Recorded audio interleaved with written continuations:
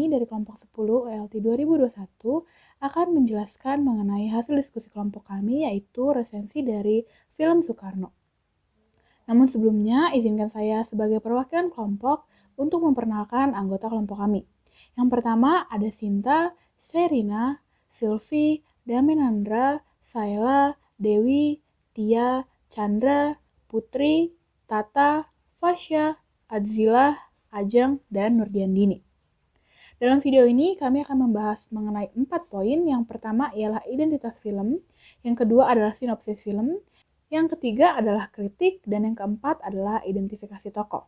Yang pertama yang akan kita bahas ialah identitas film. Film ini berjudul Soekarno, dengan disutradarai oleh Hanung Bramantyo dan diproseduri oleh Raam Punjabi, dan editing oleh Cesa David Lukmansyah. Tahun pembuatan film ini ialah tahun 2013 dengan durasi 137 menit atau 2 jam 17 menit. Selanjutnya yaitu sinopsis film Soekarno Indonesia Merdeka. Soekarno yang pada awalnya diberi nama Kusno, berganti nama menjadi Soekarno pada usianya yang masih kecil. Diberi nama Soekarno karena ia diharapkan menjadi kesatria seperti kesatria dan pewayangan, seperti Adipati Karno. Harapan bapaknya terpenuhi. Di umur 24 tahun, ia berhasil menguncang podium dan berteriak, "Kita harus merdeka sekarang." Akibatnya, ia harus dipenjara karena dituduh menghasut dan memberontak. Namun keberanian Soekarno tidak pernah padam. Pleidoinya yang terkenal yaitu Indonesia Menggugat mengantarkannya ke pembuangan di ND, lalu ke Bengkulu. Di Bengkulu, Soekarno beristirahat sejenak dari politik. Hatinya tertambat pada gadis muda bernama Fatmawati. Padahal Soekarno masih menjadi suami dari Inggit Ganasih, yaitu perempuan yang 12 tahun lebih tua darinya. Kini Inggit harus rela melihat sang suami jatuh cinta dengan gadis lain. Di tengah kemelut rumah tangganya, Jepang datang lalu mengubarkan perang Asia Timur Raya. Birahi politik dari Soekarno pun kembali bergelora. Hatta dan Syahrir, rival politik dari Soekarno, mengingatkan bahwa Jepang tidak akan kalah bengisnya dibanding Belanda. Tetapi Soekarno punya keyakinan, jika kita cerdik, kita dapat memanfaatkan Jepang untuk meraih kemerdekaan kita. Hatta terpengaruh, tetapi Sultan Syahrir tidak. Kelompok pemuda progresif pengikut Syahrir bahkan mencemooh Soekarno-Hatta sebagai kolaborator. Namun keyakinan Soekarno tidak goyah. Sekarang kemerdekaan Indonesia terwujud pada tanggal 17 Agustus 1945. Di atas kereta kuda, Haji Omar Syahid Cokro Aminoto berwejang kepada Soekarno muda. Manusia itu sama misteriusnya dengan alam, tetapi jika kau menggenggam hatinya, mereka akan mengikutimu. Kalimat ini selalu dipegang Soekarno hingga dia mewujudkan mimpinya, Indonesia Merdeka. Lalu terdapat kelebihan dari film Soekarno Indonesia Merdeka. Kelebihannya yaitu karakter dan penokohan yang kuat, seperti ketika tokoh-tokohnya melafalkan bahasa selain bahasa Indonesia seperti Jawa, Belanda, dan Jepang. Lalu yang kedua, detail sejarahnya yang rinci, sehingga membeberkan fakta mengenai sejarah yang belum diketahui banyak orang. Lalu yang ketiga, detail propertinya yang sangat cocok dengan suasana masa lampau yang menggambarkan ketika Indonesia dijajah oleh Belanda dan Jepang. Namun ketika ada kelebihan, tentu saja ada kekurangan. Kekurangan dari film Soekarno Indonesia Merdeka ini yaitu di mana penokohan Soekarno yang memperlihatkan sisi muram dan galaunya, kurang menunjukkan sisi karismatik dari Soekarno sendiri. Penuansaan pada film tersebut didominasi oleh gelap, sehingga kesan murung dari Soekarno terasa jelas. Lalu yang kedua, adanya humor lokal yang sepertinya hanya bisa dinikmati oleh orang Indonesia saja, sehingga penikmat film dari luar tidak bisa menikmatinya. Lalu yang ketiga, untuk bagian cinta segitiga, Soekarno terasa menggambarkan bahwa Soekarno seorang womanizer.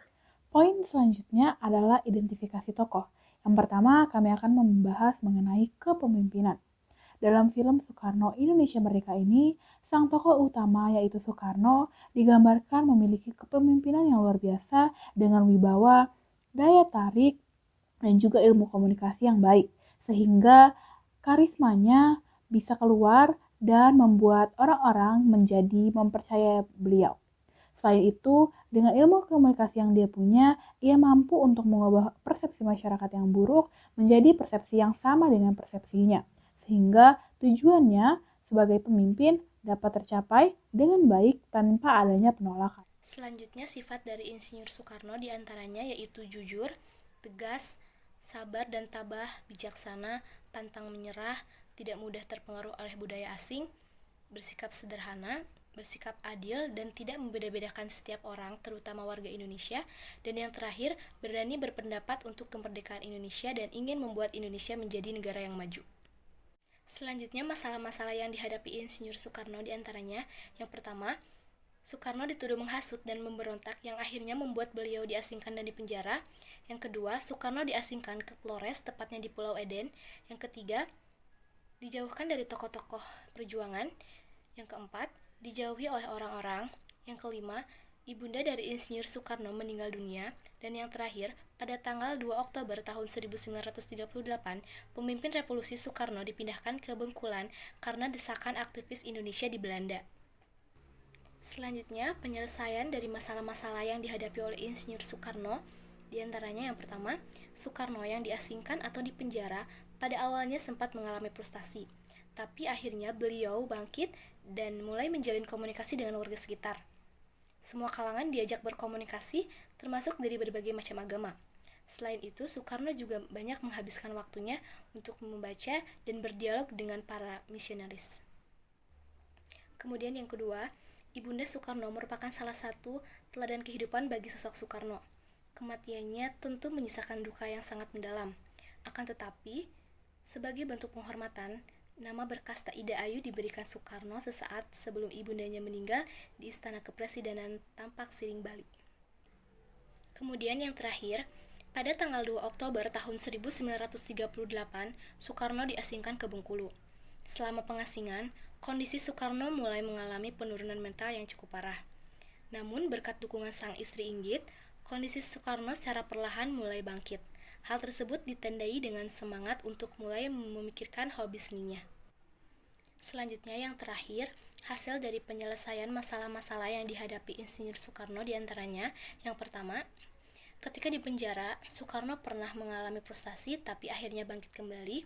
Yang kedua, Soekarno banyak menghabiskan waktunya untuk membaca dan berdialog dengan warga sekitar.